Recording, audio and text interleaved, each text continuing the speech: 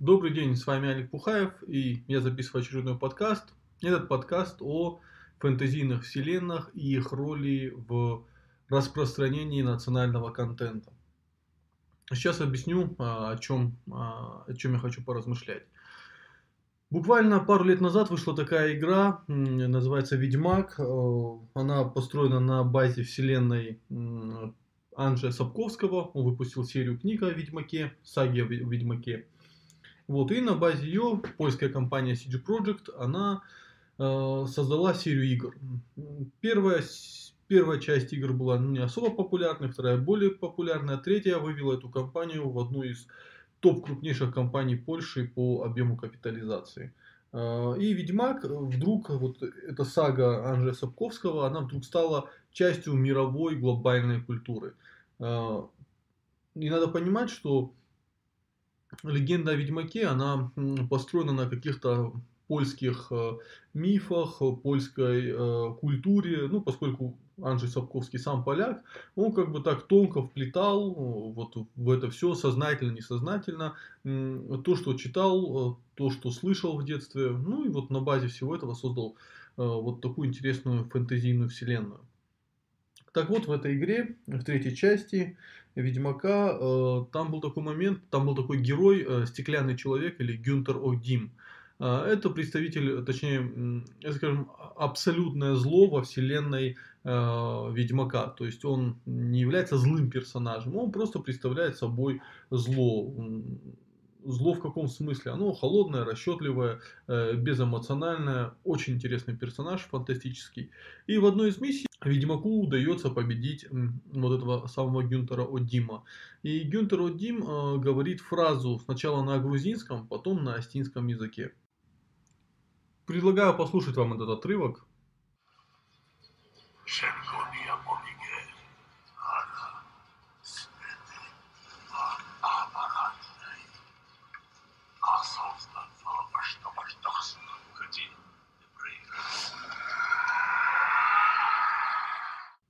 И этот отрывок вызвал массовый интерес к астинскому языку. Точнее как, геймерское сообщество, вообще пользователи интернета, они стали искать, на каком языке он говорит эту фразу, что она значит. И появилось в YouTube несколько видео, где как раз объяснялся смысл этой фразы.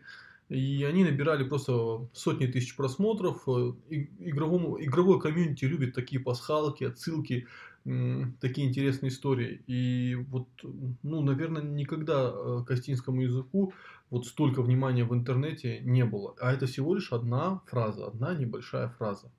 А теперь давайте пофантазируем на тему того, что бы было, если бы, допустим, одна раса или один основной герой в какой-нибудь популярной компьютерной игре говорил бы на астинском языке. Я вам приведу небольшой пример. Когда в свое время в США в 80-х годах снимали сериал Star Trek, sci-fi сериал, посвященный космическим путешествиям, нельзя сказать, что он самый качественный, но в свое время сыграл большую роль на американскую вот масс-культуру. Для этого сериала специально на базе индийских языков разработали клингонский язык для одной из рас антагонистов в этой вселенной. И поскольку сериал получил довольно большую популярность среди подростков США в свое время, появилась вот фан-комьюнити этого сериала, там Комик-кон, ну и прочие конвенции, на которых активно использовались персонажи этого сериала. Клингонский язык стал жить сам по себе. Сейчас, если я не ошибаюсь, в мире насчитывается около 3000 полноценно говорящих людей на клингонском языке. Есть Википедия на клингонском. А после в сериале «Теория большого взрыва», комедийный сериал, активно эта тема стала форсироваться. Главные игроки постоянно любили, главные персонажи постоянно любили играть в балду на клингонском языке, рассылать приглашения на свадьбу на клингонском языке. То есть клингонский язык зажил сам по себе. И по факту клингонский язык сейчас может дать фору по объему контента, производимого на нем, какому-нибудь маленькому региональному языку.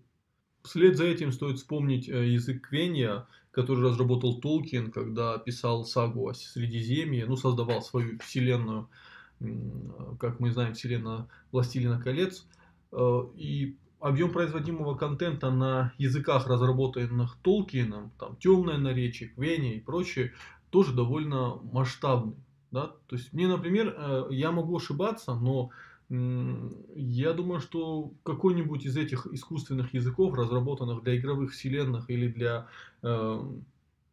книжных вселенных, в скором времени по объему производимого контента может сравняться с астинским языком или же перегнать его. Если же отойти немного от темы языка, а просто подумать о национальном контенте, да, о контенте, который содержит в себе культурный код, то, например, я могу сказать, что на данный момент национальный контент всех, наверное, народов Кавказа уступает такой вселенной, как Warhammer 40 тысяч. То есть объем книг, игр, видеоконтента, выходящих или в рамках вселенной Warhammer 40 тысяч, во много раз больше, чем масштаб книг, там, видеоконтента и прочего, выходящего, там, допустим, на астинском языке, или на чеченском языке, или на кабардинском языке. И это несмотря на то, что у нас есть свое национальное телевидение, говорят исключительно, где есть целые передачи на астинском языке, но именно объем национального контента, который... Ведь мы должны понимать, что мы на астинском языке не должны говорить только об Осетии. Астинский язык, одна из его проблем, вообще проблем любого маленького языка, в том, что люди начинают размышлять на нем только в рамках своего национального. То есть он превращается в такой локальный язык, и он уже не может описывать какие-то мировые тренды, феномены и прочее. А это говорит о том, что язык идет к своей смерти. В то же время Warhammer 40 тысяч, да, там нету своего языка, но во вселенной Warhammer 40 тысяч происходят постоянно события. Над этой вселенной работают десятки авторов, они выпускают десятки книг. И, допустим, если бы я имел такую возможность, я бы, наверное, обратился к организации, которая разрабатывает контент, бэк для Warhammer 40 тысяч, это Wargaming, если я не ошибаюсь.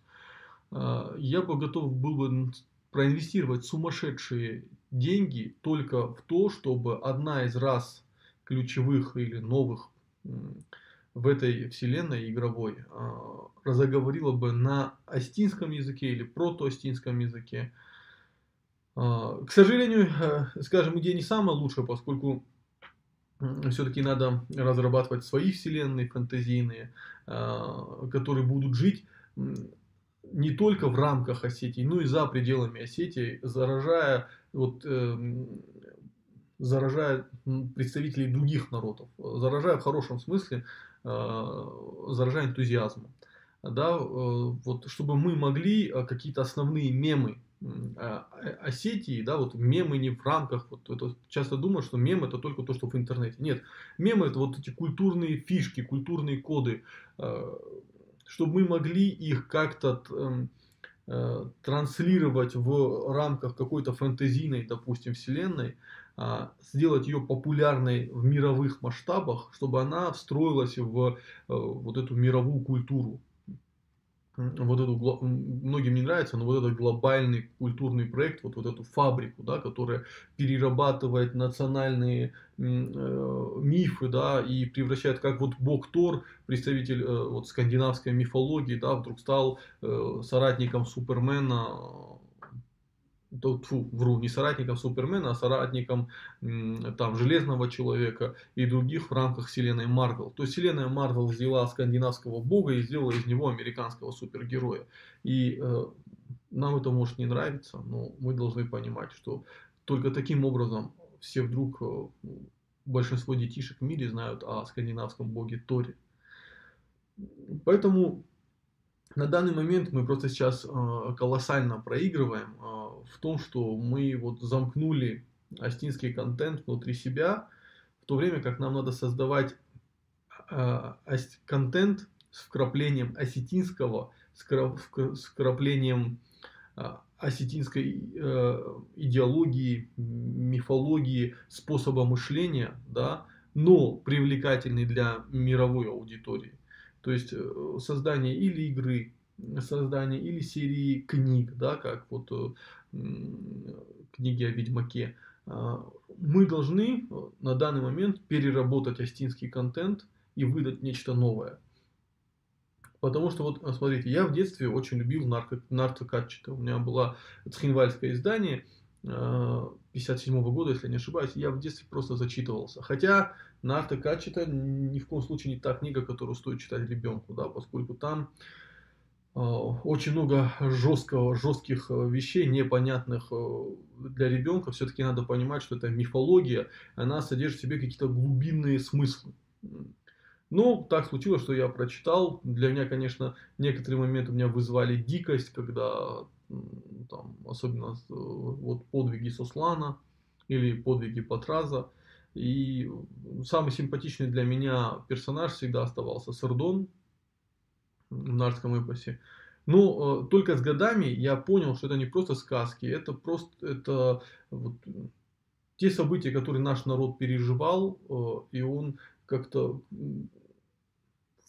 вкраплял их в эти легенды, и эти легенды до нас дошли, и даже сейчас можно вот ретроспективно понять, как и что возникла, какая легенда, как появилась, какая легенда дохристианская, какая легенда уже после прихода христианства на наши земли. Поэтому и Нарский эпос, это, конечно, это сумасшедшее, обладает сумасшедшим потенциалом. Но в текущем виде его нельзя сделать привлекательным для большой аудитории, как нельзя сделать греческий миф и сделать популярным для большой аудитории, для подростков. И, на мой взгляд, в Осетии должна появиться группа людей, контент-мейкеров, творческих людей, которые бы смогли, перечитав нартовский эпос, перечитав мифы различные, да, нашего народа, кавказских народов, могли бы создать нечто новое, продумать, попытаться. Не факт, что первая попытка завершится успехом. Это должно быть десятки попыток. И смогут создать нечто конкурентоспособное, интересное, которое заинтересует больших продюсеров из США, которые будут приезжать и пытаться выкупать права на производство фильмов, игр и прочего, прочего, прочего. Надо понимать, что сейчас вот массовый контент в самом качественном, на самом качественном уровне производится только в США. И отдаленно, можно сказать, про Европу.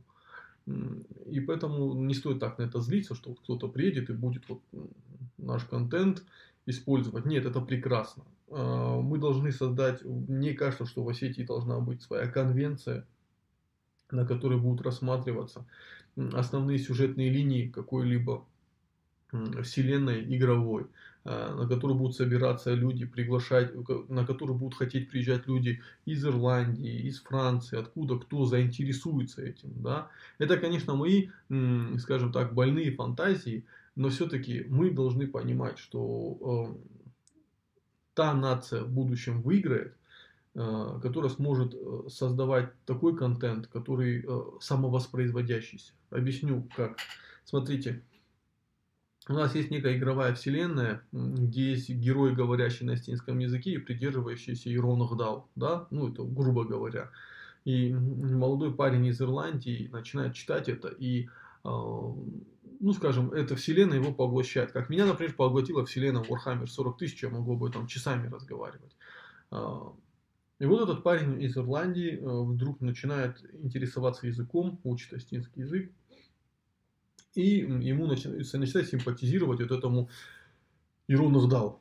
Да? В какой-то момент возникает вопрос, а чем этот ирландец, скажем так, не осетин? Да, вот глобально. Мы находимся на том этапе, когда у нас астин это все-таки вот кровный фактор. Да? Ну, это, скажем, это такой... Этот подход проиграет в будущем. А вот подход, когда человек, который взял на себя культуру и язык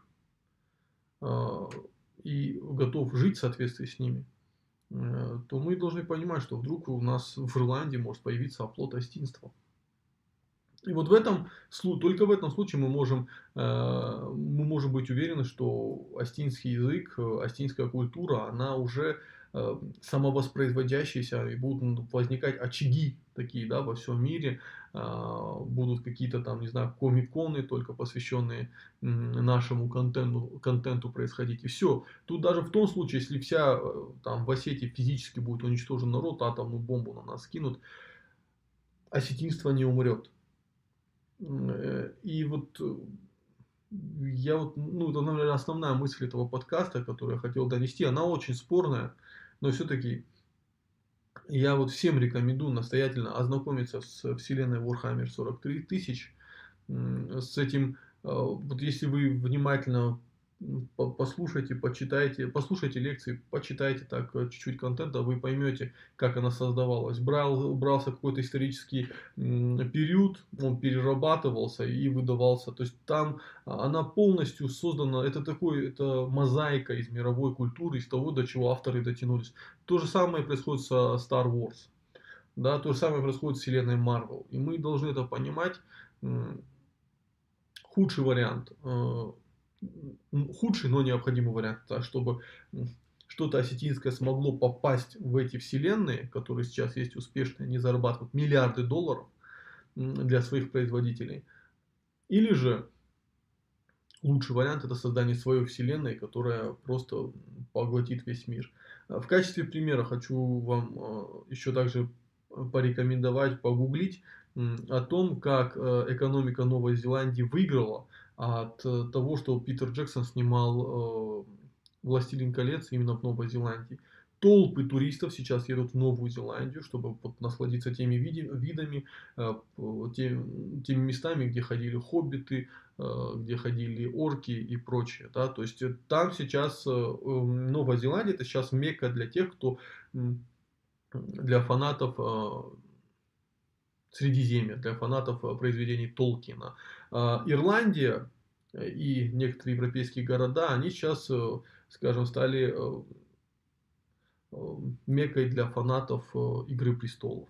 Да. И нам надо понять, что туризм — это не только горы, реки и прочее. Туризм — это контент, за которым люди будут приезжать сюда. И, конечно, можно рассказывать красивые легенды, предлагать людям нартовский эпос, но надо создавать нечто современное, мощное, которое будет сюда приводить толпы людей, несмотря ни на что. Да. То есть должен быть такой, это нельзя назвать интеллектуальным туризмом, это назвать, я не знаю, когда турист едет ради контента, да, ради приобщения к какому-то контенту. Вот. Потому что может сложиться так, что там клингонский язык будет жить, квения будет жить, а у нас вот с той фиксацией астинского языка на внутреннем контенте мы просто то есть астинский язык очень сильно теперь зависит от численности осетин. Это не очень хорошо. То же самое, как ингушский язык зависит от численности ингушей, чеченский язык зависит от численности чеченцев. Да? Но, к сожалению, с каждым годами они будут все менее и менее коррелировать.